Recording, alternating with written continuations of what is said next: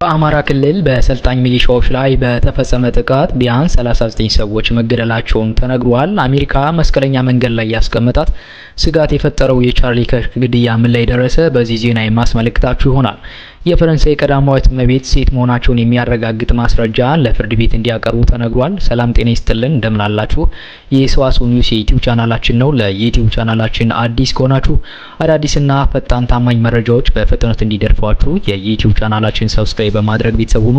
ወደ ዝርዝር መረጃዎች ወስዳችኋለሁ። Welcome to this news channel. በአማራ ክልል ሰሜን ወሎ ዞን ከታጣቂዎች በማሰልጠኛ ካምፕ ውስጥ በነበሩ የሚሊሻ አባላት ላይ በፈጸሙት ጥቃት ቢያንስ 39 ሰዎች መገደላቸውን የዓይን እማኞች ተናግረዋል። አንድ የሰሜን ወሎ ዞን አስተዳደር ከፍተኛ ኃላፊ በሰልጣኝ የሚሊሻ አባላት ላይ ጥቃት መፈጸሙን አረጋግጠው የደረሰው ጉዳት መጠን በተመለከተ መረጃ እየተሰበሰበ መሆኑን ተናግረዋል። በሰሜን ወሎ ዞን ሀብሩ ወረዳ ውስጥ በሚገኘው የሚሊሻ አባላት የስልጠና ካምፕ ውስጥ በተባለ ስፍራ ላይ ጥቃት የተፈጸመው ሰኞ መስከረም 5 2018 ዓ.ም ማክሰኞ አጥቢያ ከሌሊቱ 10 ሰዓት ገደማ ጀምሮ መሆኑን ሶስት ነዋሪዎች ገልጸዋል። ጥቃት የተፈጸመው የስልጠና ስፍራ ከኦሮሚያ ክልል የተፈናቀሉ የአማራ ተወላጆች ከ2018-15 ጀምሮ ከሰፈሩበት ጃራ መጠለያ ጣቢያ አጠገብ የሚገኝ እንደሆነ ተነግሯል። በመጠለያ ጣቢያው ነዋሪ የሆኑት ሶስት ግለሰቦች እንደገለጹት የስልጠና ስፍራው ከዚህ ቀደም የመከላከያ ሰራዊት አባላት ስልጠና የወሰዱበት እንደሆነ ተነግሯል። ከቅርብ ጊዜ ወዲህ ደግሞ ለክልሉ ሚሊሻ አባላት ስልጠና እየተሰጠበት እንደሆነ አስረድተው አንድ የመጠለያ ጣቢያ ነዋሪ ማሰልጠኛ ሆኖ ሰልጣኞች እየሰለጠኑበት ያለው እኛ ስንኖርበት ከነበረው ቤት ነው በማለት ተናግረዋል። ጃራ መጠለያ ጣቢያ ነዋሪዎች አጠገባቸው የሚገኘው ስፍራ ለጸጥታ ኃይሎች ማሰልጠኛ መዋሉን በስጋት አንስተው እንደነበር ሶስት ምንጮች ገልጸዋል። አንድ ምንጭ ባካችሁ እኛ ሞት ፈርተን ህይወታችን ለማዳን ነው እዚህ የተቀመጥነው፣ ማሰልጠኛ አይሁን፣ ማሰልጠኛ የሚሆን ከሆነ እኛን ወደ ሌላ ቦታ አድርጉን እያለን የተመሰረተው ሲሉ በወቅቱ የተነሳውን ስጋት ጠቅሰዋል። እንደ ነዋሪዎቹ ገለጻ በማሰልጠኛ ካምፑ በነበሩት የሚሊሻ አባላት ላይ ጥቃት የከፈቱት ወደ ስፍራው የመጡ ታጣቂዎች ናቸው። ሁለቱ ነዋሪዎች የጥይትና የቦምብ ድምጾች ሲሰሙ እንደነበር የተናገሩ ሲሆን በኋላ ላይ የተኩስ ልውውጥ እየተደረገ ለ30 ደቂቃ ገደማ መቆየቱን አስታውሰዋል። 30 ደቂቃ የቆየው ብዙውን ኢላማ ያደረጉት እነሱ ስለሆነ ነው እንጂ ያለነው ሸራ ቤት ላይ ነው። በጣም ከባድ ነበረ። ተኩሱ ወደኛ ለመዞሩ ነው እንጂ እንደምንም ተኝተን ነው ህይወታችን ያተረፍነው ሲሉ አንድ ነዋሪ በወቅቱ የነበረውን ሁኔታ ገልጸዋል። በካምፕ ውስጥ የነበሩ በተለይ እናቶችና ህጻናት እጅጉን ተረብሸው እንደነበርም ተናግረዋል። ነዋሪዎቹ ሁለቱ ጥቃቱ ካበቃ በኋላ የተፈጠረውን ለመመልከት ንጋት ወደ ካምፑ መሄዳቸውን አስረድተዋል። አንድ ነዋሪ ከወጡት ወገን ነው ተብሎ አንድ ሰው ወድቆ አይቻለሁ። ከነዚህኞቹም ከሚሰለጥኑት አካሎች ወደ 39 የሚሆን ወድቀው አይቻለሁ ሲሉ አይን ማኝነታቸውን ሰጥተዋል። ሌላው ነዋሪ ደግሞ እስከ 46 የተገደለ ሰው በትክክል አይተናል፣ የቆሰሉት ደግሞ 52 አካባቢ ናቸው ብለዋል። ኛው የጃራ መጠለያ ነዋሪ ደግሞ የሞቱ ሰዎች ቁጥር 56 እንዲሁም የቁስለኞቹን ብዛት ደግሞ 53 አድርገውታል። ምንጮቹ በመጠለያ ጣቢያ ውስጥ በነበሩ ተፈናቃዮች ላይ ጉዳት እንዳልደረሰ ተናግረዋል። አንድ ነዋሪ በበኩላቸው በመጠለያ ጣቢያው የነበረና በሚሊሻነት ተመዝግቦ ስልጠና ላይ የነበረ አንድ ሰው በጥቃቱ ተገሎ መቀበሩን ገልጸዋል። ሌላ ነዋሪ ማን እንደተጎዳ ምን እንደሆነ ለማየት ሄደን እዚያ ስንሄድ የሞቱትን በየቦታው ወዳድቀው ነበረ፣ የቆሰሉትን በዚያው ልክ ወደ ሐኪም ቤት እንዲሄዱ ተደረገ። የሞቱትን ደግሞ በመጠቅለል ወደ የቤተሰቦቻቸው የተላከው ሲሆን የተመለከቱትን አስረድተዋል። ጉዳት የደረሰባቸው ሰዎች ለተጨማሪ ሕክምና ወልዲያና ሌሎች አጎራባች አካባቢዎች ወደሚገኙ የሕክምና ተቋማት እንደተወሰዱ ምንጮች አክለዋል። አንድ የሰሜን ወሎ ዞን ከፍተኛ አመራር ለሚሊሻ አባልነት ስልጠና ሲሰለጥንበት በነበረ ካምፕ ላይ ጥቃት መፈጸሙን አረጋግጠዋል። ጉዳቱ ደርሷል ያሉት ከፍተኛ ኃላፊው የጉዳቱን መጠን በተመለከተ ቁጥራቸውን፣ የቆሰለውን፣ የተሰዋውን፣ እንዴት ነው የተፈጠረው የሚለውን መረጃ ገና እየተሰበሰበ መሆኑን አስረድተዋል። ጉዳት አኳያ ያለውን ዝርዝር መረጃ እንዲያጣራ ቦታው ላይ የተመደበ ሰው መኖሩን አክለዋል። የጃራ መጠለያ ጣቢያ ነዋሪዎች አንዱ ጥቃት የተፈጸመው በክልሉ በሚንቀሳቀሱ ፋኖ ኃይሎች እንደሆነ መስማታቸውን ገልጸዋል። የአማራ ፋኖ ብሔራዊ ኃይል አንድ አመራር የቡድኑ ታጣቂዎች ጃራ ካምፕ እየተባለ በሚጠራ ወታደራዊ ማሰልጠኛ ካምፕ ላይ ጥቃት መፈጸማቸውን አስታውቆ ነበር። የታጣቂ ቡድኑ አባላት ሌሊት ላይ ከፍተውታል ባሉት ጥቃት በርካታ የአድማ ብተና የሚሊሻ አባላትን መገደላቸውን ገልጸዋል። ሌላኛው አሜሪካን ውጥንቅጥ ውስጥ ያስገባት የቻርሊ ከርክ ግድያ ነው። አሜሪካ ከባድ ቀናትን እያሳለፈች ነው። ሀገሪቱ ከዚህ የጥላቻና የአመጽ አዙሪት መውጣት ትችል ይሆን በማለት የሚጠይቁ ጥቂቶች አይደሉም። በአሜሪካ ታሪክ እጅግ አስደንጋጭ የተባለለትን ግድያ ተከትሎ የዩታ ገዢ አሜሪካውያን የፖለቲካውን ውጥረት እንዲያረግቡ ተማጽነዋል። ከቻርሊ ከርክ ሞት በኋላ ሀሳባቸውን የሰጡ ሰዎች ሀገሪቱ በምትፈልገው መንገድ ላይ ትሆናለች ብለው አያስቡም። ቢያንስ በቅርቡ አይሳካም። የቅርብ ጊዜ ታሪክ እንደሚያሳየው ከከባድ አደጋ በኋላ አሜሪካ ወደ አንድ ላለመምጣት የመረጠችባቸው ምሳሌዎች ብዙ ናቸው። ከ14 ዓመታት በፊት የዲሞክራቲክ ኮንግረስ አባል አሪዞና ውስጥ በጥይት ከተመቱ በኋላ ይህ አልሆነም። ከ8 ዓመታት በፊትም አንድ የሪፐብሊካን ኮንግረስ አባል በቤዝቦል ልምምድ ወቅት መገደላቸውም ምንም የፈጠረው ነገር የለም። አሜሪካውያን በዓለም አቀፍ ደረጃ በተከሰተ ወረርሽኝ ጊዜም አንድ ላይ ሊቆሙ አልቻሉም። እንዲያውም ኮቪድን ክፍፍሎችን አባብሷል ብለዋል። ምክንያቱ ቀላል ነው፣ ለመለወጥ ግን አስቸጋሪ። የአሜሪካን የፖለቲካ የሚያራግቡ ሰዎችና መድረኮች ከዚህ የሚጠቀሙ ሲሆን ውጥረቱን የሚቀንሱት ግን ምንም አያገኙም።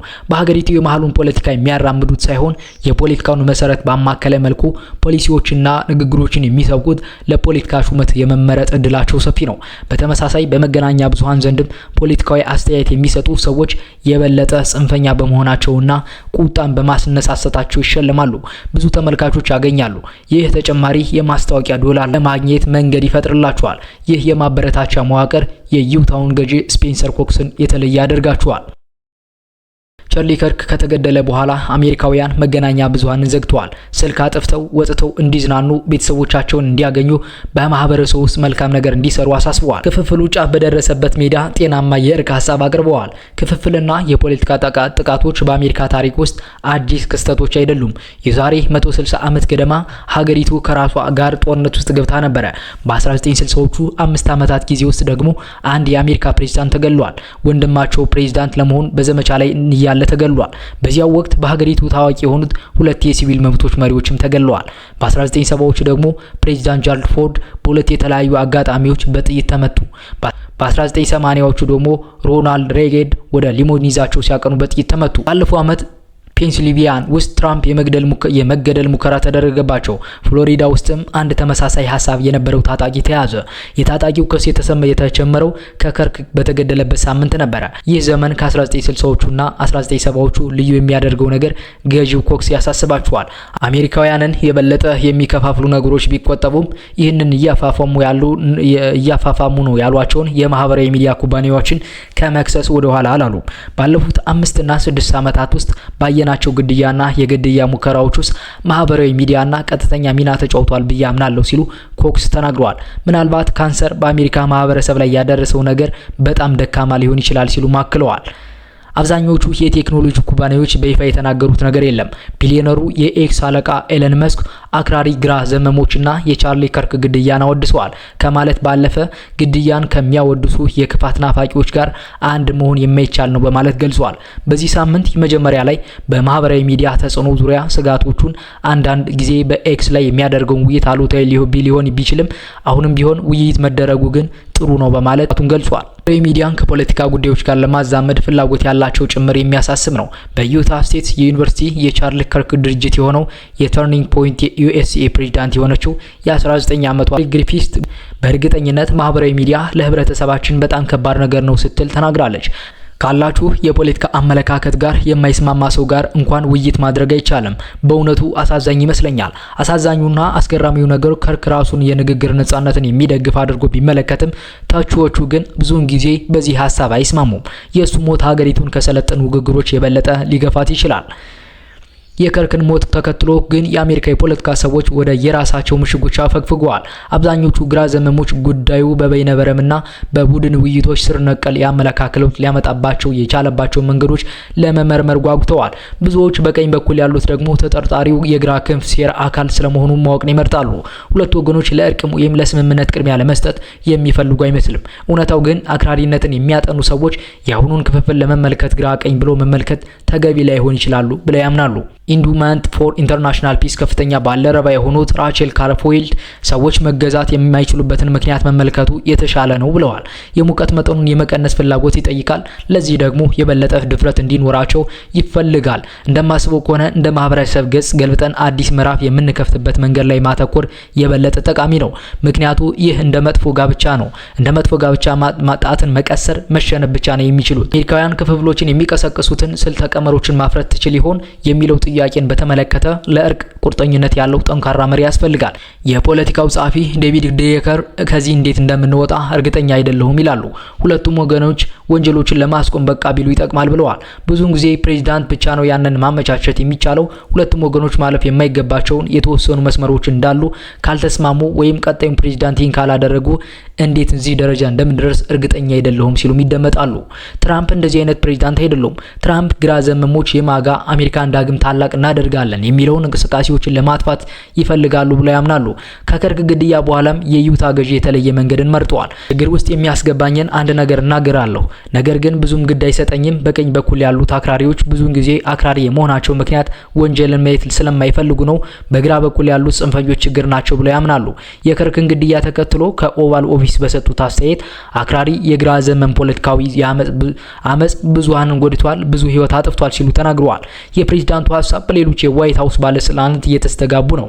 የትራምፕ ቺፍ ኦፍ ስታፍ የሆኑት ስቴፈን ሚለር ፈጣሪ ምስክሬ ነው፣ ያለንን ሀብት ሁሉ እነዚህ ሰንሰለቶች ለመለየት፣ ለማደናቀፍ፣ ለመበታተንና ለማጥፋት እንጠቀማለን ብለዋል።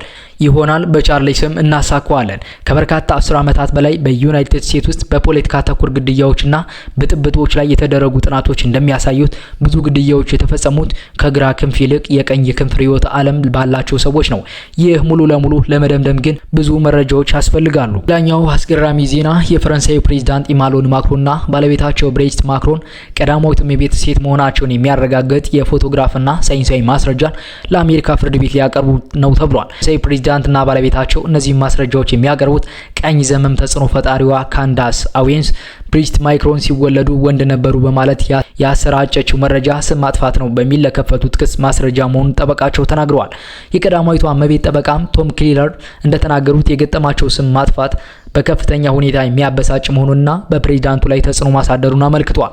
ፕሬዝዳንቷና ባለቤታቸው ቀዳማዊት እመቤቷ እርጉዝ ሳሉና ልጆች ሲያሳድጉ የሚያሳዩ ፎቶግራፎች ያቀርቡ እንደሆነ የተጠየቁት ጠበቃው ፎቶዎቹ እንዳሉና ለፍርድ ቤት እንደሚያቀርቡ ተናግረዋል። በማህበራዊ ሚዲያዎች ላይ በሚሊዮኖች የሚቆጠሩ ተከታዮች ያሏት የወግ አጥባቂዋ ዴሊ ዋይር የቀድሞ አባል ተንታኝ የነበረችው ካንዳስ ዌንስ በተደጋጋሚ ቀዳማዊት እመቤት ብሪት ማይክሮን ወንድ ናቸው ስትል ስትናገር ተሰምታለች። ይህ የፕሬዝዳንቱ ባለቤት ጾታ ጉዳይ መነጋገሪያ መሆን የጀመረው ከአመታት በፊት ነበረ። በተለይ 2021 ፈረንሳውያን ዩቲዩበሮች አማንዲ ሮይን እና ናታሻ ሬይ ይህንን ጉዳይ አንስተውት ነበረ። ፕሬዝዳንቱና ባለቤታቸው በዩቲዩበሮቹ ላይ የስም ማጥፋት ክስ በ2024 ለፍርድ ቤት አቅርበው አሸንፈዋል።